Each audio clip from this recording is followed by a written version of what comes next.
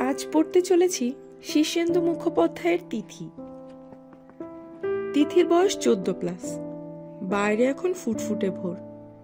তাদের লবণ হ্রদের বাড়ির বাগানে এখন অসময়ে কেন যেন একটা কোকিল ডাকছে, আর একটা বাতাস, খুব অদ্ভুত ভুতুড়ে বাতাস হু হু করে বয়ে যাচ্ছে। ঠিক মনে হয় বাতাস কিছু একটা বলছে, কিন্তু বোঝাতে পারছে না। তিথি এই ভোরবেলাটিকে টের পাচ্ছে, শুনতে পাচ্ছে কোকিলের ডাক। বাতাসের ঝাপটায় তার ববকাট চুল উঠছে, ঝাপটা মারছে মুখে। কিন্তু তিথির সমস্ত মন প্রাণ নিবন্ধ হয়ে আছে একটা প্যাডের কাগজে লেখা কয়েক লাইন চিঠিতে। ঠিক চিঠিও নয়, তার বাবা বিপ্লব দত্ত বাংলা ভালো জানতেন না, লিখতে গেলে অজস্র বানান ভুল করতেন, তাই পারতপক্ষে বাংলা ব্যবহার করতেন না। খুব বেশি কোনাচে অক্ষর এবং ডান দিকে খুব বেশি হেলানো এক ধরনের ছাঁচে তিনি লিখতেন। এই হাতের লেখা চিনতে কোনো অসুবিধাই নেই তিথির। ওপরে খুব আনুষ্ঠানিকভাবে লেখা, টু হুম ইট মে কনসার্ন। তার নিচেই সেই মারাত্মক কয়েকটি line, nobody, absolutely nobody is responsible for my death. Life was all fun. It is funnier to take it away. I believe well. I lived well. Please don't bother my family. Bye. বিপ্লব দত্ত। বাবার ইংরেজি সই খুব ভালো করে চেনে তিথি। পরিষ্কার সই, কোনো অস্পষ্টতা নেই। ঠিক যেই ধরনের মানুষ ছিলেন তার বাবা, একদম স্পষ্ট। তবু কেন ঠিকমতো বুঝতে পারেনি লোকটাকে? বিপ্লব দত্ত মারা গেছেন মাস 2 আগে। তখন কোনো সুইসাইড নোট পাওয়া যায়নি, ফলে পুলিশ কিছু ঝামেলা পাকিয়ে তুলেছিল। সোমনাথ মামা এবং তার প্রভাবশালী বন্ধুরা লালবাজারকে নাড়া দিয়ে তবেই মৃতদেহ পুলিশ হেফাজত থেকে উদ্ধার করে আনে। তিথি ভোরের ফুটফুটে আলোয় কোকিলের ডাক আর বাতাসের শব্দ শুনতে শুনতে তার বাবার সুইসাইড নোটটার দিকে সম্মোহিতের মতো চেয়ে রইল। কপালের উপর চুলগুলো নেমে আসছে মাঝে মাঝে। সে কি বাবার ঈষৎ ভগ্ন কিন্তু গম্ভীর কণ্ঠস্বর শুনতে পাচ্ছে? Life was all fun. It is funnier to take it away. Bye. এলিয়টের old possum's book of practical cats বইটা এই ভোরে খুঁজে বের করার কোনো প্রয়োজনই ছিল না তিথি। কবিতা সে পড়ে না। 2 মাস বাদে আজই আবার ভোর রাত থেকে সে শুরু করেছিল তার ফিজিক্যাল ওয়ার্কআউট। প্রতিদিন সে অন্তত 2 মাইল দৌড়ায়। 1 মাস বিরতির পর অবশ্য অর্ধেকও পারল না। উরু আর পায়ের ডিম ব্যথায় অবশ করে আনলো, সঙ্গে একটা ক্লান্তি, হতাশা, ঘাম আর বিরক্তি।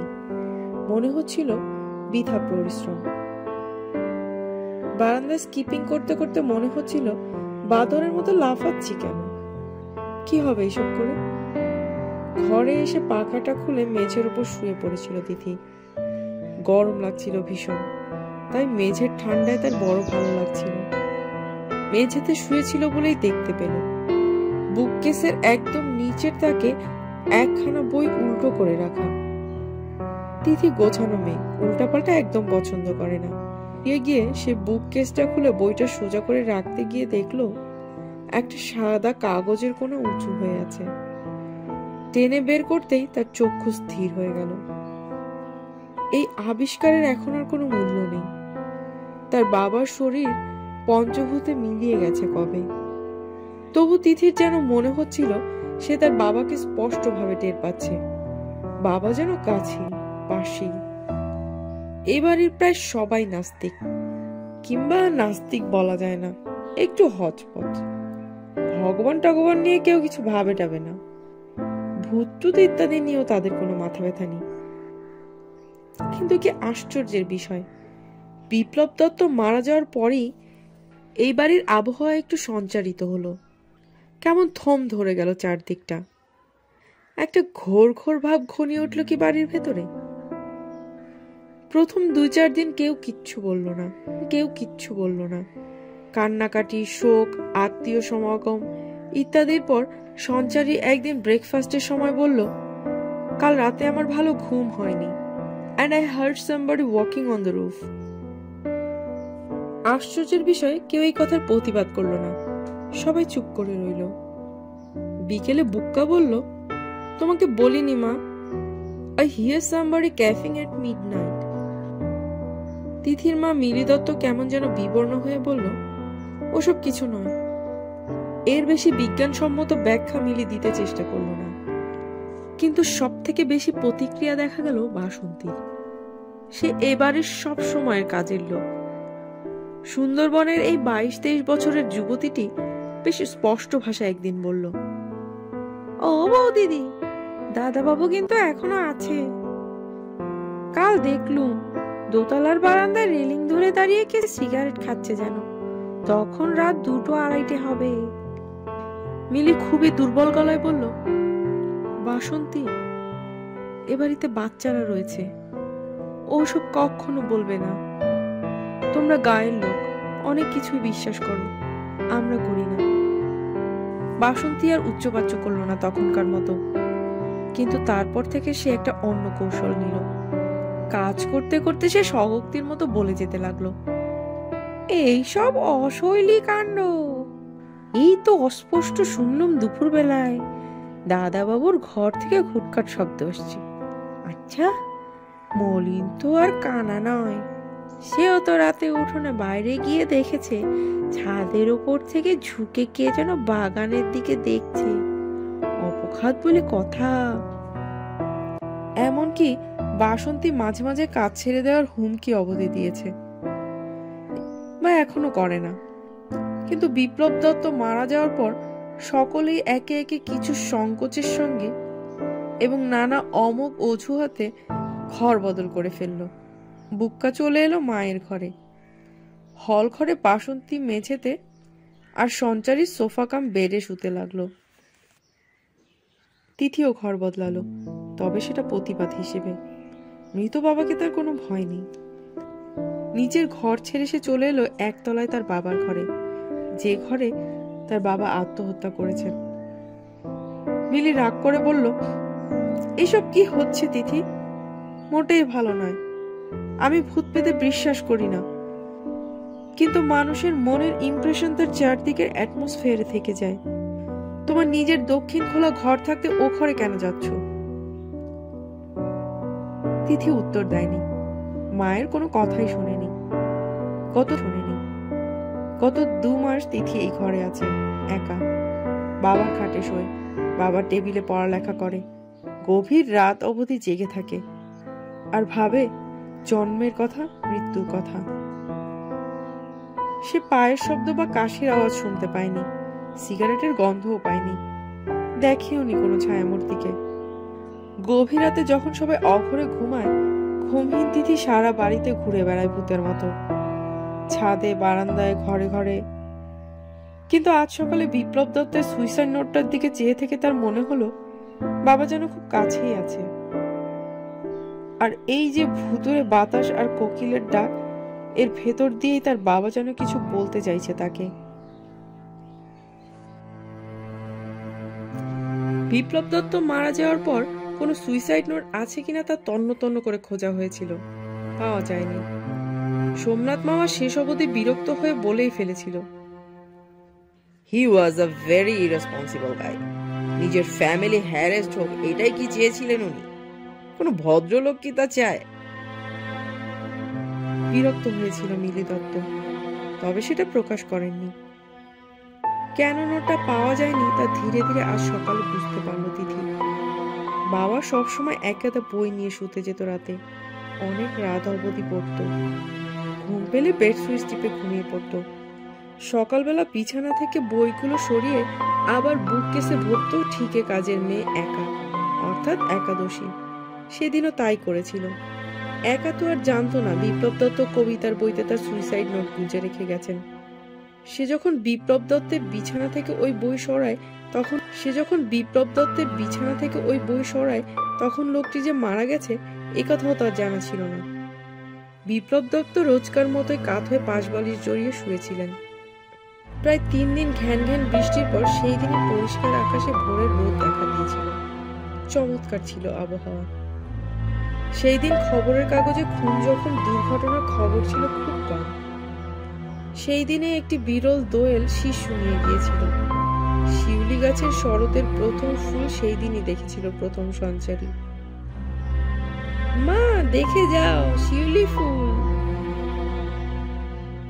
বাবাহীন পৃথিবীতে 2 মাস কেটে গেল। কাটবে বলে বিশ্বাস ছিল না তিথির। নোটটা হাতে নিয়ে তিথি খুব ধীর পায়ে বারান্দায় আলোর মধ্যে এসে দাঁড়ালো।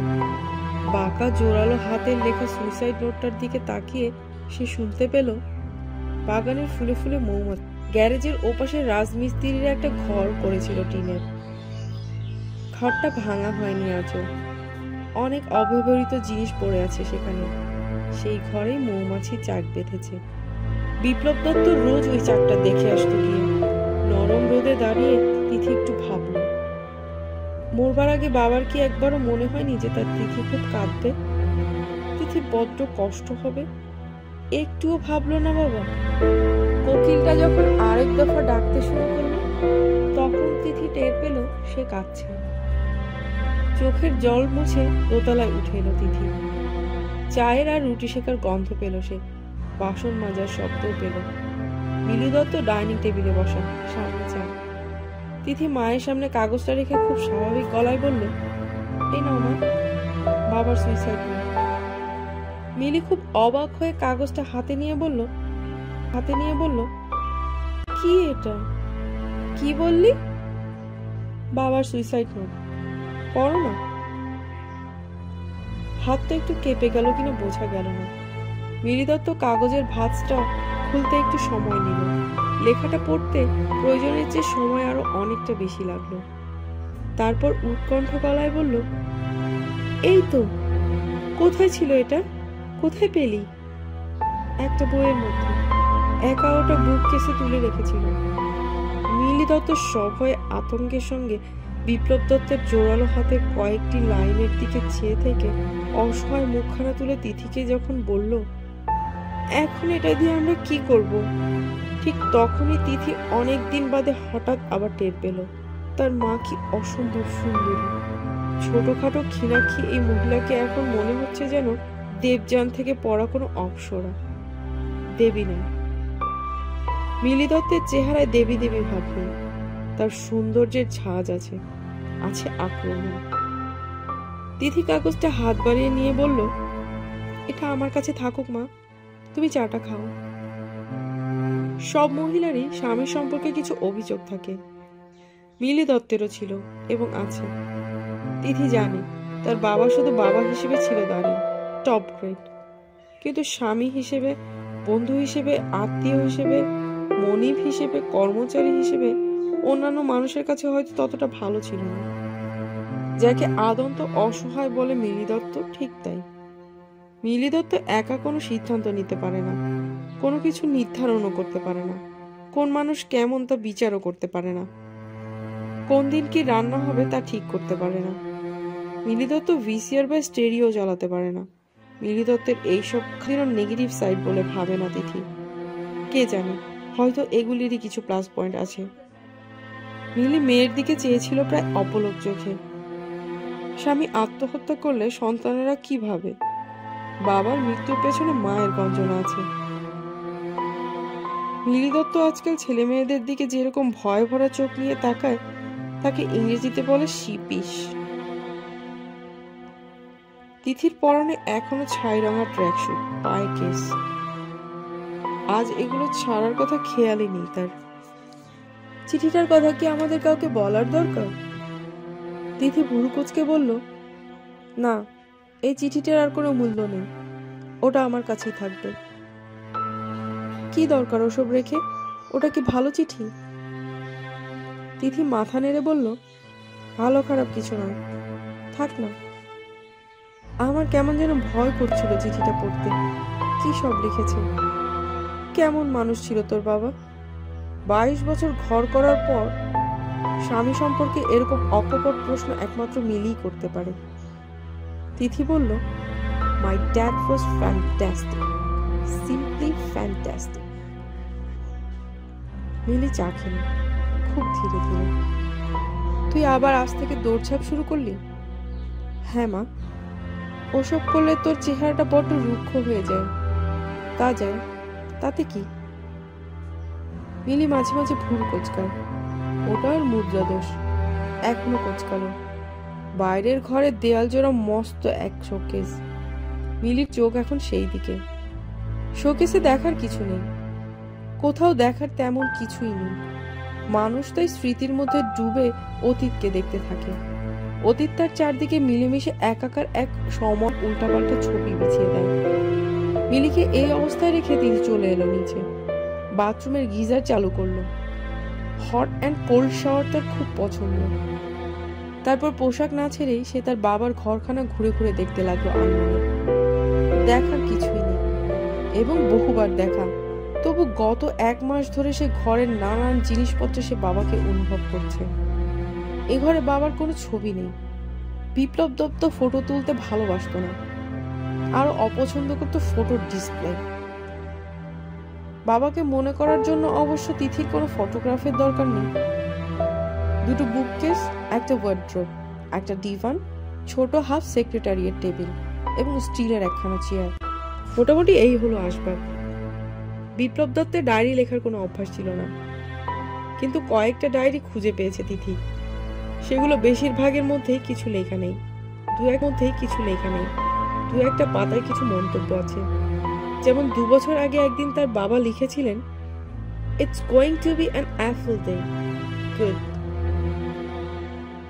আর একটাতে ছিল আননোন, আর আরেকটাতে ছিল অ্যাডিউ স্মোকিং। সিগারেট ছাড়তে বিপ্লব দত্তের খুব কষ্টই হয়েছিল, এটা বেশ মনে আছে তিথির। লবঙ্গ চিবিয়ে ছিবড়ে করে ফেলতো আর ঝালের চোটে উয়া করত। লোকটাকে কিছু বোঝা যাচ্ছে না। মরবেই যদি, তাহলে সিগারেট ছাড়লে কেন? তোমার কেন কোনো লাইফ প্ল্যানিং ছিল না? স্নানের আগে কিছুক্ষণ যোগ ব্যায়াম। তিথি যন্ত্রের মতো তার আসনগুলো করে গেল। স্নান করলো, পোশাক পরলো, জিন্স আর কামিজ। সিঁড়িতে প্রবল পায়ের শব্দ তুলে তিথির ঘরে হামলে এসে পড়লো দুজন, বুক্কা আর সঞ্চারী। বুক্কা বলল, বাবার সুইসাইড নোট পাওয়া গেছে। হ্যাঁ, দেখাবি? তিথি বের করে দিল। বুক্কা তার 3 ভাই বোনের মধ্যে সবচেয়ে শান্ত, একটু মোটা সোটা, খুব খেতে ভালোবাসে। বুক্কার সঙ্গে বাবার একটু আড়াআড়ি ছিল বরাবর।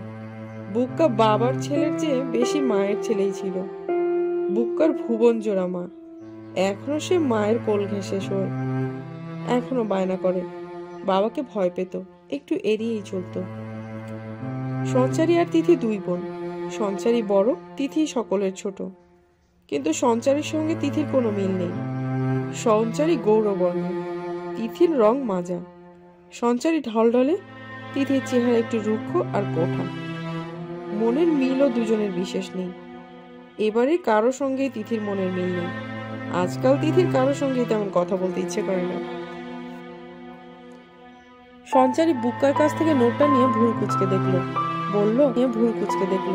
বলল, এর মানে কি? তিথি বলল, তুই বুঝবি না। তুই বুঝেছিস? তিথি সঞ্চারীর দিকে এক ঝলক তাকালো। সে চোখে তাপ ছিল। কথাটার জবাব দেওয়ার মানেই হয় না। যদিও সঞ্চারী তিথির চেয়ে 5 বছরের বড়, তবু সে তিথিকে সমঝে চলে। একটু ভয়ও পায়।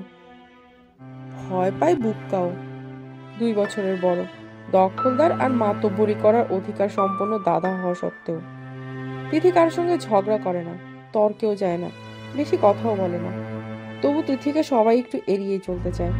তার মতামতকে অনিচ্ছা সত্ত্বেও গুরুত্ব দিতে হয়। তিথি এটা জানে। বুক্কা চেয়ারে বসলো, সঞ্চারী আর তিথি বিছানায়।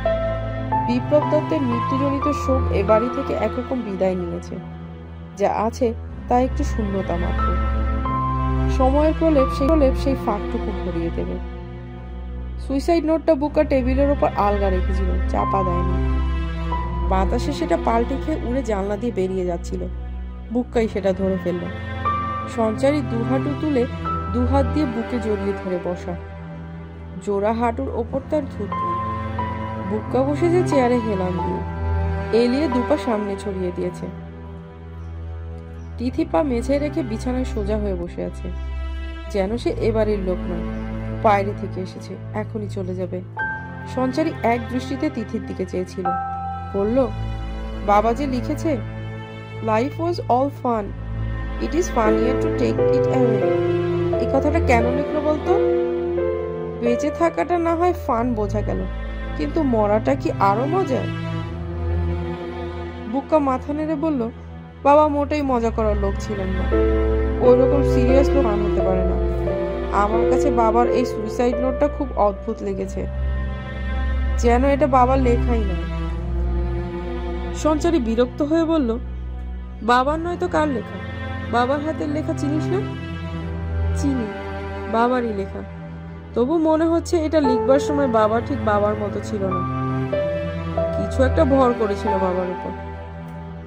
সঞ্চারী তার ভুরু তুলে বলল, ভর? ভর মানে? He was possessed by something. সেই সামথিংটা কি? আমি কি করে বলবো? Let us investigate. আমার মনে হয় তিথি বলতে পারে।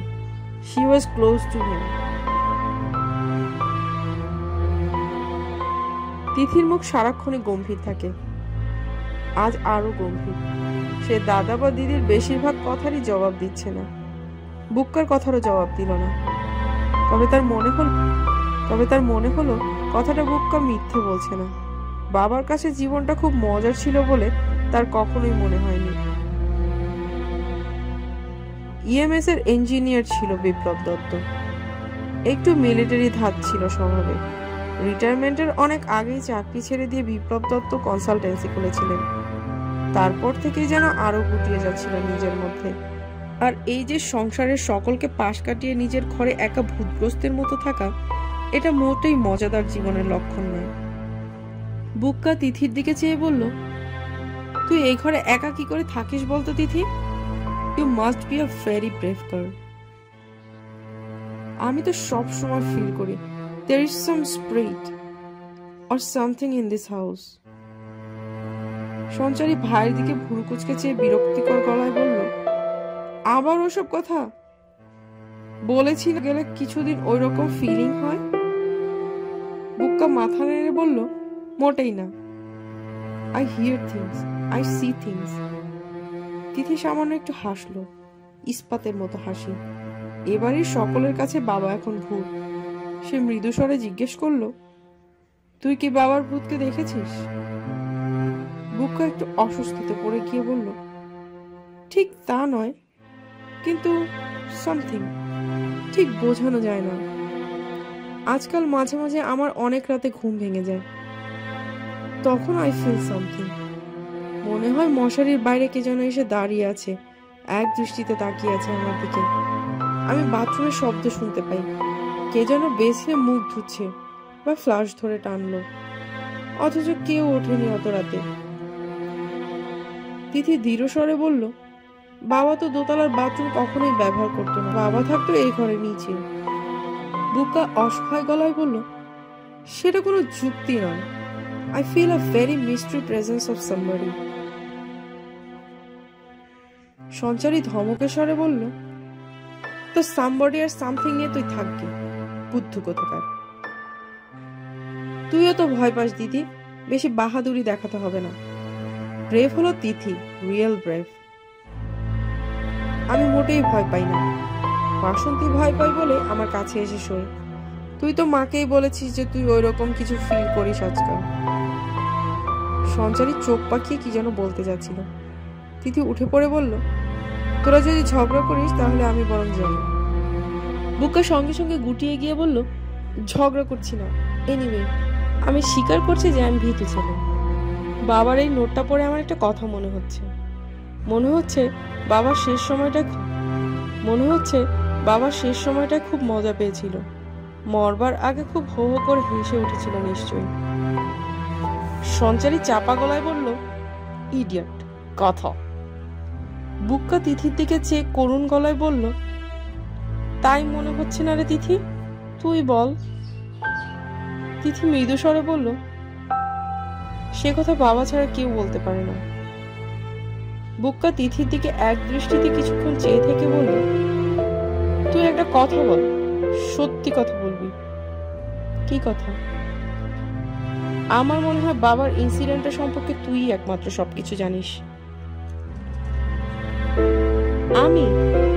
আমি কি করে জানবো? বাবা তোকে খুব ভালোবাসতো, তুইও বাবাকে। তাতে কি? বাবা মরবার পর তোকে এসে সব বলে যায়। বুক্কা পরম বিশ্বাসের সঙ্গে বললে, বাবার গোস্ট এ বাড়িতে ঘুরে বেড়ায়, মনে হয় কাউকে কিছু বলতে চায়। আর তুই এই ঘরে, in this room the incident took place, একা থাকিস। আমার মনে হয় বাবা তোকে এসে সব বলে যায়। সঞ্চারী চাবুকের মতো গলায় বলল, শাট আপ। বুক্কা নির্বিকার মুখে বলল, তুই কি বলিস তিথি? তিথি খুব উদাস মুখ করে বলল, বাবার আত্মা আমার কাছে কখনোই আসেনি, ওসব আমি বিশ্বাস করি না। তাহলে তুই এই ঘরে একা থাকিস কেন? এমনি। কিছু ফিল করিস না? কিছুই না। ফিল করি, বাবাকে ফিল করি, তবে সেটা ভূতকে নয়, মানুষটাকে। তার মানে বাবার ক্যারেক্টার, বাবার ইমপ্রেশন এই ঘরে ছড়িয়ে আছে, অ্যাটমসফিয়ার কিছু ক্যারি করে। আমি সেটাকেই ফিল করি। বাবার বিছানায় ঘুমোই, বাবার টেবিলে বসে লেখাপড়া করি, বাবার জিনিসপত্র ছুঁই, আর এভাবে বাবাকে ফিল করি। তার বেশি কিছু নয়। তুই ব্রেভ, দারুণ ব্রেভ। সঞ্চারী ঈর্ষার চোখে তিথির দিকে চেয়েছিল। তিথি যে দারুণ সাহসী তাতে সন্দেহ নেই। এত সাহস তার নেই, এবারে কারোই নেই। হঠাৎ সঞ্চারী একটা দীর্ঘশ্বাস ফেলে বলল, আমাদের যে কি হবে? বুক্কা তেমনি গা ছেড়ে বসে খুব নির্বিকার গলায় বলল, কি আর হবে? We have become real poor. দিদির বিয়ে হওয়ার চান্স নেই, আমার হায়ার এডুকেশন হবে না, তিথির ভবিষ্যৎ অনিশ্চিত। অবাক হয়ে বলল, কি বলছিস এসব? বুক্কা তেমনি উদাস গলায় বললে, বাবা সব জানি। মার সঙ্গে মামার রোজ এসব নিয়ে ডিসকাশন হচ্ছে। There is nothing left. বাবার ব্যাংকে তেমন টাকা ছিল না, ইন্স্যুরেন্স পলিসি যা আছে তা সামান্য টাকার, কোম্পানির কাগজ টাগজও কিছু নেই, অলমোস্ট ব্যাংকরাপ্ট। থাকার মধ্যে আছে শুধু এই বাড়িটা। সঞ্চারী উত্তেজিত হয়ে বললে, বাবার কনসালটেন্সিটা তো ছিল। মামা সব খবর নিয়েছে, কনসালটেন্সি ভালো চলতো না, অফিসের ভাড়া পর্যন্ত ক্লিয়ার নেই। We have become very poor. Tithi জানে বুক্কা মিথ্যা বলছে না। তার বাবার টাকার নেশা ছিল না, জমাতে ভালোবাসতো না। অনেকবার বলেছে, জমাবো কার জন্য? অনেকবার বলেছে, জমাবো কার জন্য? ছেলেপুলের জন্য। ওরা নিজেরাই যদি উপার্জন করতে না শেখে তাহলে ভুগবে, বাপের উপার্জনের উপর নির্ভর করবে কেন? বিপ্লব দত্ত টাকা খরচ করতো জলের মতো, প্রয়োজনে এবং অপ্রয়োজনে। বিপ্লব দত্তের ছেলেমেয়েরা বড় হয়েছে প্রাচুর্যের মধ্যে। একটার জায়গায় 4টা পোশাক করে দিত বাবা। তাদের প্রত্যেকের 5-7 জোড়া জুতা ছিল, ঘরে মেলা আসবাব। সঞ্চারী আতঙ্কের চোখে চেয়েছিল ভাইয়ের দিকে। তুই সব শুনেছিস? সব আমার সামনেই তো কথা হয়। সঞ্চারী হাঁটুতে মুখ গুজল। বুকে একটা অনির্দিষ্ট তাল বাজানো টেবিলে। তিথি সামান্য আনমনা হয়ে গেল।